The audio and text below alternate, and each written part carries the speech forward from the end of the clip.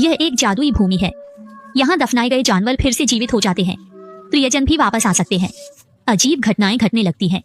पुनर्जीवित जानवरों का स्वभाव बदल जाता है, वे खूनी हत्यारे बन जाते हैं। फिर भी कई लोग इस कब्रिस्तान की ओर आकर्षित होते हैं। कुछ नकाब पहने बच्चे अपने पालतू जानवरों के साथ आते हैं। शवों को धकेलते हुए बच्चे कब्रिस्तान की ओर बढ़ रहे थे।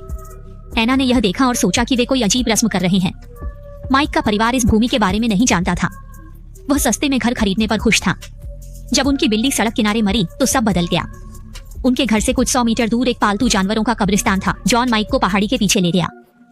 बिल्ली उसकी बेटी की प्यारी पालतू थी, इसलिए उसने माइक को रहस्यमय भूमि पर ले जाने का सोचा। वहाँ धुआं था और पेड़ों पर अजीब आकृतियां थीं। माइक बूढ़े आदमी की बातों पर विश्वास नहीं करता था। वह सोच रहा था कि अपनी बेटी को कैसे समझाएगा। अगले दिन उसने और उसकी पत्नी ने कहा कि बिल्ली खो गई है। बेटे ने कहा कि बिल्ली अलमारी में है। माइक ने अलमारी खोली। पुनर्जीवित बिल्ली घर में थी।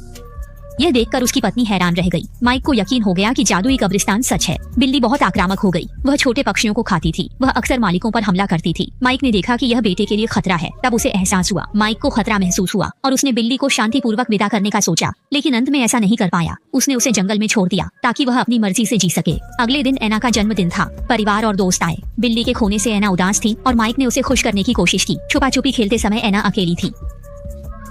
उसने अचानक मुड़कर देखा और अपनी प्यारी बिल्ली को घर की तरफ आते देखा।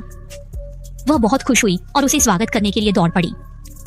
उसका भाई भी उसे देखकर पीछे चला गया, लेकिन तभी एक बड़ा ट्रक तेजी से उनकी ओर आ रहा था।